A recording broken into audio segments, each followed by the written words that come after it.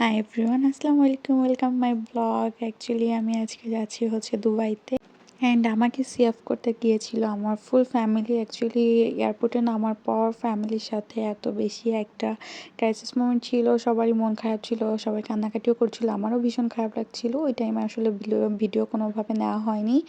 দেন এখানে যে প্রসিডিওর ছিল এগুলো সব কিছু ইমিগ্রেন্টস কমপ্লিট করে আমি চলে আসছিলাম ফ্লাইটে। আমাদের ফ্লাইট ছিল রাত 8টার সময়, অ্যান্ড সেখান থেকে ইমিরেটসের যে আপুরা ছিল, মানে সো কিউট অফ দ্যাম, তারা আমাদেরকে ওয়েলকাম করলো। দেন আমি সিট খুঁজছিলাম, আমার সিটটা কোথায়, সিট খুঁজে আমি উইন্ডো সিট নিয়েছি, এবং আমি ফার্স্ট টাইম সিটটা একটু খুঁজে পাচ্ছিলাম না, সিটটা খুঁজে পেতে একটু প্রবলেম হচ্ছিলো, কিন্তু কেবিন ক্রু যে আপুরা ছিল এত হেল্পফুল যে আসলে বলে বোঝানো যাবে না। আপুরা ভীষণ হেল্পফুল ছিল, বিশেষ করে এই আপুটা তো এত মিষ্টি, ইভেন কথা বলার যে তাদের এক্সপ্রেস অনেক সুন্দর, অনেক সুন্দর মাশাআল্লাহ। তাদের কাজগুলোই হয়তো এত সুন্দর করে তারা এক্সপ্রেস। আমি অন্য অনেক কেবিন ক্রুকে দেখেছি, বাট তাদের মধ্যে আমার এই আপুটাকে বেশি ভালো লেগেছে। ইভেন তার যে কথা বলা এক্সপ্রেশন মাশাআল্লাহ অনেক ভালো। ইভেন সবাইকে ভীষণ হেল্প করেছে। অন্যান্য কেবিন ক্রু থেকে উনি দেখেছি একটু বেশি অ্যাক্টিভ।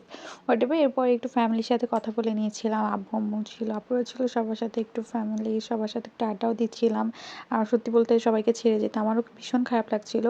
আমার ফ্লাইট ছিল 8টার সময়, অ্যান্ড আমাকে সবাই সেভ করেছিল 10টার দিকে। আমার 10টার পরে সবাই আমাকে সেভ করে তারা বাসায় চলে যায়। সবাই অলমোস্ট বাসায় পৌঁছে গিয়েছে, ভিডিও কলে দেখছিলাম। আর একটু পরে তো আসলে আর কথা হবে না।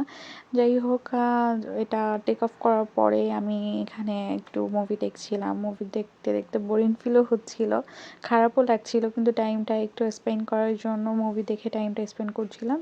এবং সত্যি বলতে ভীষণ ক্ষুধাও পেয়েছিল। বাসা থেকে বের হয়েছিলাম 7টার দিকে, বাসা থেকে আমি অলমোস্ট বের হয়ে গিয়েছিলাম, সো খাওয়া হয় নাই।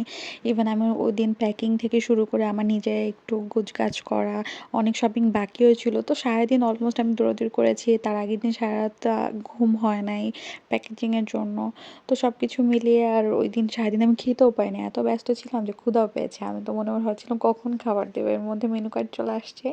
মেনু কার্ড দেখে আসলে মেনু কার্ড থেকে চুজ করলাম যে কী কী খাবো। এখানে রাইস ছিল, মোটামুটি বিফ ছিল, চিকেন ছিল, ক্রিম ছিল। খাবারটা খুব একটা খারাপ ছিল না, আমার কাছে ভালোই লেগেছে। অনেকে বলে আসলে ফ্লাইটের খাবার মজা লাগে না, বাট আমার কাছে মোটামুটি ভালো লাগছে, খারাপ ছিল না। রাইস আইটেমটা ভালো ছিল, তবে ডাল দিয়ে কিছু একটা দিয়েছে আই থিঙ্ক, এটা আমার কাছে খুব একটা ভালো লাগে নাই। মোটামুটি আপনি ফিট থাকবেন খেয়ে। এর মধ্যে একটু রেস্ট করছিলাম, তারপর মোটামুটি পৌঁছে গিয়েছি দুবাইতে। মানে আসলে চোখের যে ভিউ, আল্লাহ তাআলা আমাদেরকে যে চোখ দিয়েছে, এটা থেকে দেখার যে একটা শান্তি, এটা আপনি কোনোভাবে ফোন থেকে দেখলে কখনোই পাবেন না। আমি মাশাআল্লাহ এত ভালো লাগছিল আমার যে সব লাইটিং, আর আমার লাইটিং দেখলে রাতের লাইটিং অনেক ভালো লাগে। পৌঁছেও গিয়েছিলাম তখন অলমোস্ট মেবি 4টা সামথিং বাজে।